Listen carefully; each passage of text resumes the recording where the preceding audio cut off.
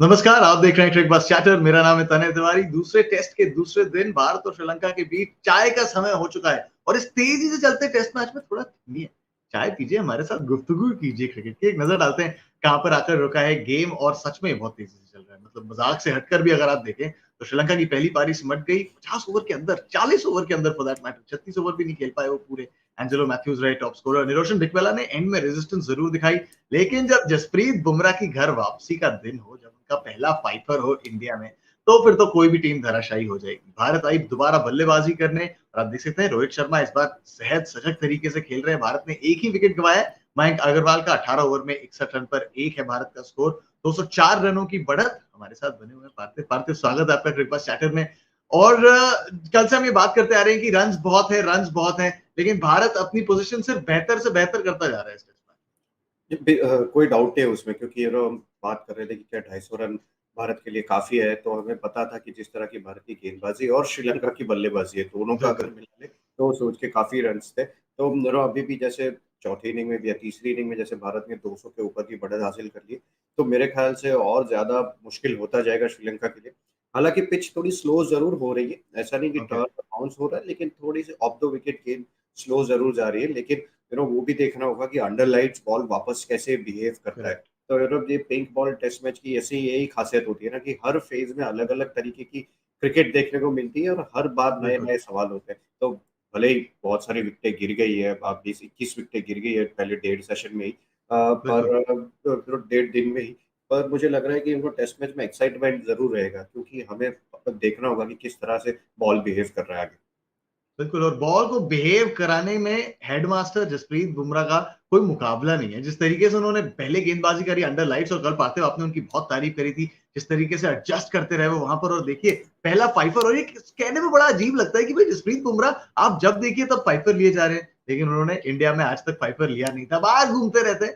बड़े देश बड़ी गल्ला वो वाली बात है। आप देख सकते हैं 2 लिए हैं West Indies, England, south Africa में, 1 लिया है ऑस्ट्रेलिया और अब फाइनली इंडिया में दर्शाते हुए ठप्पा लगाते हुए पार्थिव कि मैं ऑल कंडीशन बॉलर हूँ।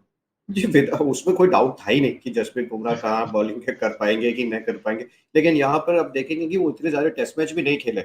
अगर बिल्कुल। याद है इंग्लैंड की वो 2 टेस्ट मैच खेले थे, उसमें से 1 टेस्ट मैच तो वैसा डेढ़ दिन वाला टेस्ट मैच था, जहाँ पे अक्षर पटेल और किसी को गेंदबाज़ी करने का मौका भी नहीं दे रहे थे।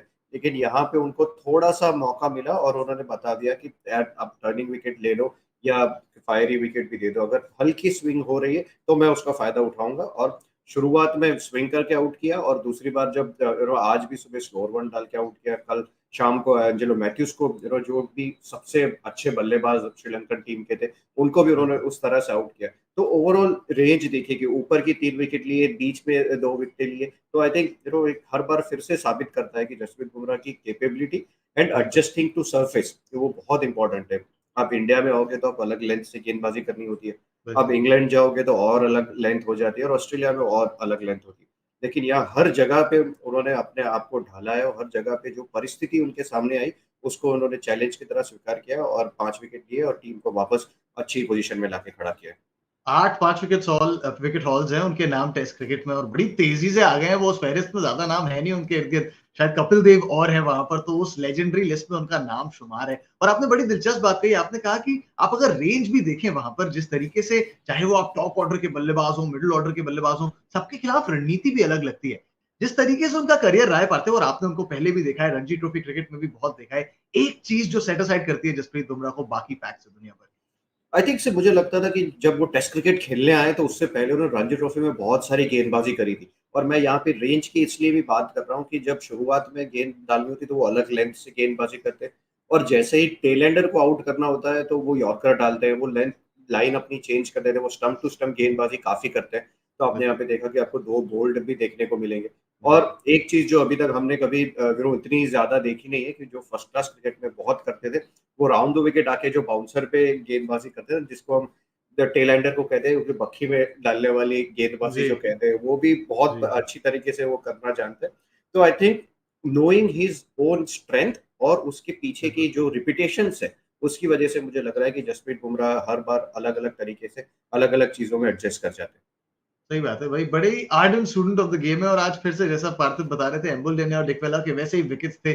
पिच में जान हो ना हो, पिच में मदद हो ना हो, वो कुछ ना कुछ एक्सट्रैक्ट कर लेते हैं, और यही जादू है जसप्रीत बुमराह का। लेकिन अगर नजर डालें उस भारतीय बॉलिंग कार्ड पर, तो एक और नाम जिसकी भी आदत हो गई है भारतीय फैंस को, पार्थिव, कि ये तो आएंगे तो विकेट्स लेंगे ही, वो है रविचंद्रन अश्विन। टेल को क्लीन करने में एक बार फिर से मदद करी उन्होंने, 2 विकेट वहां पर निकाले, और वो जो कैरम बॉल थी वो पिच पर पड़कर बड़ा घूम रही थी।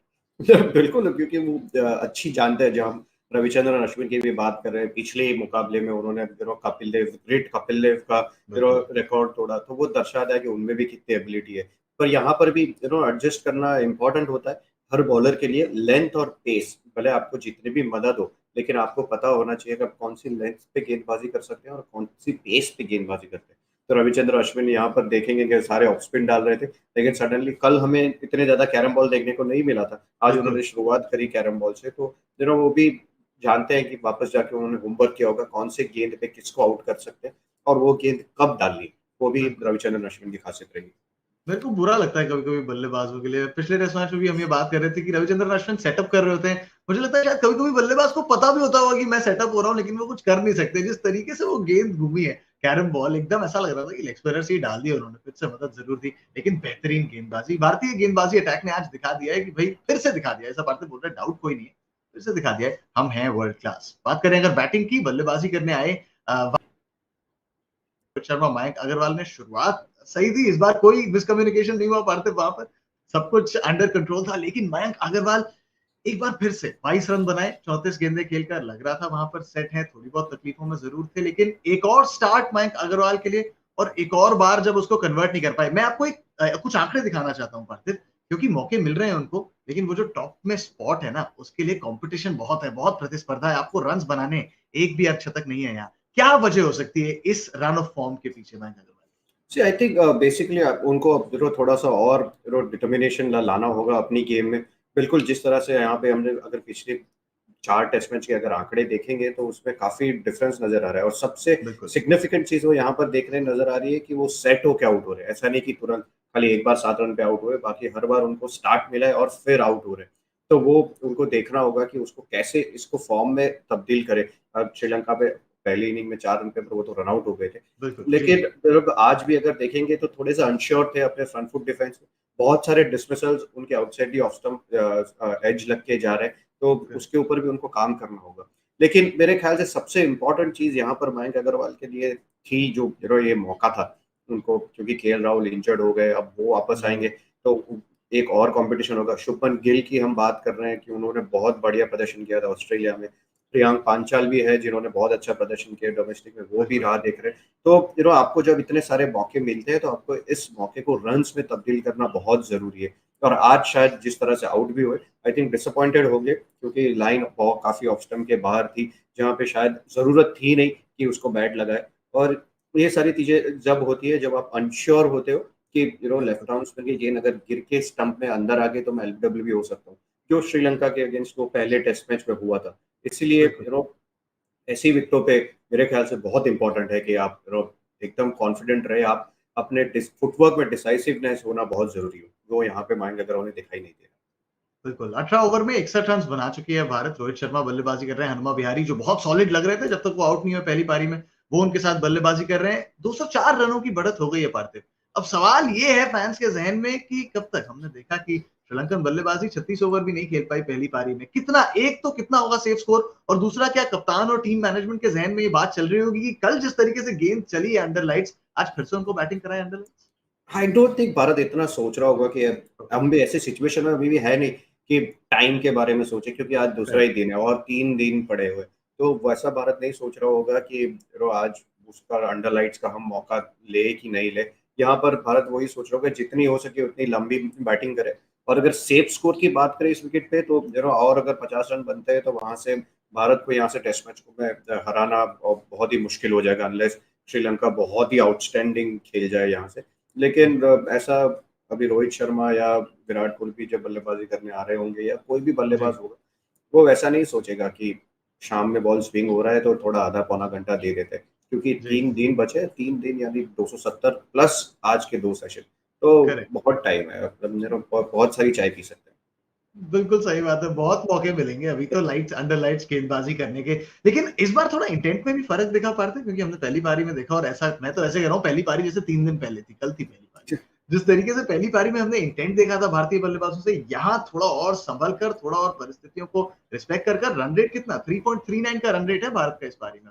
सी 3.39 भी खराब रन रेट नहीं है यहाँ पर। उस बिल्कुल। कल ऋषभ पंत और श्रेयस अय्यर अगर बल्लेबाजी करने आएंगे तो फिर से आपको उस तरह का रन रेट जरूर देखने को करेक्ट। मिलेगा।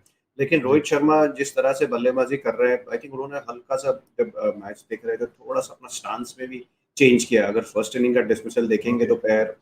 तो लेग स्टंप का गार्ड लेके खड़े थे और ऑफ स्टंप के बाहर वाली गेंद उन्होंने एज लगा। लेकिन यहाँ पर अब मिडिल स्टंप का गार्ड लेके खड़े ताकि गेंद के जी। ऊपर पूरा पहुंच सके। वो दिखाई दे रहा था। और एक हल्का सा ना जो फ्रंट फुट प्रेस था वो भी वहां पे देखने को मिला। पर दोनों चीज में एक डिफरेंस है कि आप फ्रंट फुट पे कमिट हो जाओ और आप फ्रंट जी। फुट में थोड़ा सा प्रेस करो ताकि आप आगे पीछे वेट बहुत अच्छी तरीके से ट्रांसफर कर सको। वो रोहित शर्मा की बल्लेबाजी में आज अभी देखने को मिल रहा था। और बिल्कुल, एम्बुल्डुनिया भी अच्छी गेंदबाजी कर रहे हैं, जो उनकी भी थोड़ी एकदम। तारीफ करनी होगी। शुरुआत उन्होंने ऑफ स्टंप के बाहर वाली लाइन रखी, लेकिन अगर वो स्टंप की गेंदबाजी करेंगे तो रोहित शर्मा को भी थोड़ा सा परेशान कर सकते बिल्कुल और उस श्रीलंकन गेंदबाजी अटैक में अगर आप एक नाम नहीं देख रहे हैं प्रवीण जयविक्रमा तो आपको बता दें कि वो थोड़ी-सी गेंद लगी उनको घुटने पर और उसके बाद उनको फिजियो और एक और सह खिलाड़ी के साथ बाहर जाना पड़ा उनके कंधों पर हाथ रखकर, तो वो अच्छा तो नहीं लग रहा था और करीबी में आटा गीला होता दिख रहा है श्रीलंका का जिस तरीके से एक गेंदबाज भी कम हो गया है वहाँ पर तकलीफें बढ़ती जा रही हैं। तकलीफें बढ़ा दी हैं भारत ने, लेकिन आपकी नहीं बढ़ाई हैं। आप बतौर फैन्स मुझे पता है आप चाहते हैं पार्थिव स्टिक देखना और पार्थिव नुकसान होता है तो मैं रेडी करा के रख देता हूँ, बस मुहर की देर है। दिखा दीजिए भाई पार्थिव को, पार्थिव अप्रूव कर दीजिए प्लीज़। हैं। बिल्कुल अप्रूवमेंट है, इसमें कुछ सोचने की बात ही नहीं है। 5 विकेट जसप्रीत बुमराह ने दिए, मतलब शुरुआत में ऐसा लग ही नहीं रहा था कि कब आउट हुए, बिल्कुल। कब गए। और भारत ने आके भी बढ़िया बल्लेबाजी करी। विकेट थोड़ा-सा मुझे लग रहा है हल्का-सा आसान इसलिए लग रहा है क्योंकि जी। थोड़ी-सी दूसरा दिन में ये विकेट थोड़ा-सा स्लो हो गया। लेकिन ये ओके। सेशन भी भारत के नाम ही रहा है, उसमें तो कोई डाउट नहीं। अगर श्रीलंकन बल्लेबाजी की भी बात करें पार्थिव जाने से पहले ब्रीफली, तो जिस तरीके से वहाँ विकेट्स गिरे जैसा आपने कहा कि कभी लगा नहीं कि विकेट गिरेगा नहीं और क्या वो एक हॉलमार्क रहा है पूरी श्रृंखला में 200 रन की 200 रन का आंकड़ा पार नहीं करा है उन्होंने। मेरे ख्याल में शायद 160 के आसपास ही ओवर्स खेले हैं। वो दर्शा रहा है कि एक एब्जेक्ट सरेंडर रहा है उस बल्लेबाजी का और कहीं से भी कोई रेजिस्टेंस नहीं मिला है। बिल्कुल, आई थिंक जो मैं बात कर रहा था, मेरा एक वर्ड सोचने मतलब देख रहा था कि कौन-सा वर्ड हम ला सके श्रीलंका की बल्लेबाजी को डिस्क्राइब करने के लिए। जी। तो वो जो ग्रिट है ना, वो दिखाई नहीं दे रही। वो जो बिल्कुल। ज़रूर वो ऐसा चाहिए कि हम श्रीलंका के लिए खेल रहे हैं, हम अपनी कंट्री के लिए खेल रहे हैं। हम यहाँ पर थोड़ा-सा ग्रिट दिखाएँ, थोड़ा डिटर्मिनेशन दिखाएँ। वो यहाँ जी। पर श्रीलंका की बल्लेबाजी में नहीं देखने को मिल रही। तो आई थिंक होपफुली जब आप चौथी इनिंग में आएँगे खेलने के लिए, तो थोड़ा-सा एक इंटरनेशनल स्टैंडर्ड की बल्लेबाजी को अब थोड़ा-सा मैच करने की ज़रूरत है वहाँ पर श्रीलंका को। बिल्कुल सही बात है और मौका भी है। मौका इसलिए भी है क्योंकि मोइन अली पिछले साल आखिरी टेस्ट मैच में आए और एक 40-43 रनों की ताबड़तोड़ पारी खेली। अगला चेन्नई सुपर किंग्स में पहुंच गए और अब तो देखिए आप अहम हिस्सा हो गए। श्रीलंकन बल्लेबाज भी सोच रहे होंगे कोई किसी एक के पास मौका कि आज जाएं कुछ करके आए कुछ अच्छा करके दिखाएं। आज मतलब देखिए जरूर है। हाँ, बिल्कुल मौका तो है, उसमें कोई डाउट नहीं है कि भले ही ऑक्शन हो गया है, लेकिन आप रिप्लेसमेंट भी है। एग्जैक्टली। आप जितना कोविड टाइम्स है, कुछ किसी को कुछ भी हो सकता है। तो टीमें भी सोचती भी है ना कि कौन किसका रिप्लेसमेंट हो सकता है। और देखिए एक चीज़ बहुत एक मैं ऐसा कह सकता हूँ कि एक चीज़ सबके दिमाग में रहती है जी। कि मेमोरीज़ बहुत शॉर्ट है सबकी, कि आखिरी करेक्ट। इनिंग में, आखिरी मैच में इंडिया में कि किसने क्या किया है ना, उसके ऊपर बहुत डिपेंडेंट रहता है। तो बिल्कुल। जैसे असालंका हो गए या फिर डिकवेला हो गए, तो अगर वो अच्छी पारी खेलते हैं तो आई एम श्योर लोगों की नज़र ज़रूर जा सकती है उस पे। लोगों की नजर जा सकती है सुन रहे हैं आप लोग। जी हाँ ये सिर्फ प्रोफेसर पार्थिव पटेल क्रिकेट चैटर वाले नहीं बोल रहे ये एमआई के स्काउट भी बोल रहे हैं। जी हाँ नजरें इसीलिए आप पर लोगों की रहेंगी बोला ना, श्रीलंकन। जी जी। इसीलिए मैंने नहीं बोला, लोगों की नज़र जाना बहुत ज़रूरी है। बिल्कुल, सही बात है, बिल्कुल सही बात है, एकदम 100%। आपकी नज़रें कहाँ रहेंगी? आपकी नज़रें रहेंगी मैच पर, फिर वापस आ जाएँगी यहीं क्रिकबज़ चैटर पर। आएँगे ना आप लोग डिनर के समय? आइएगा ज़रूर। फिलहाल इतना ही क्रिकबज़ चैटर पर बहुत-बहुत शुक्रिया पार्थिव हमारे साथ जुड़ने के लिए। बहुत-बहुत शुक्रिया आप सबका। आपसे मुलाकात 6:30 बजे जिसको डिनर कहते हैं, डिनर नहीं करेंगे, नाश्ता करेंगे, बातें करेंगे। आइएगा ज़रूर।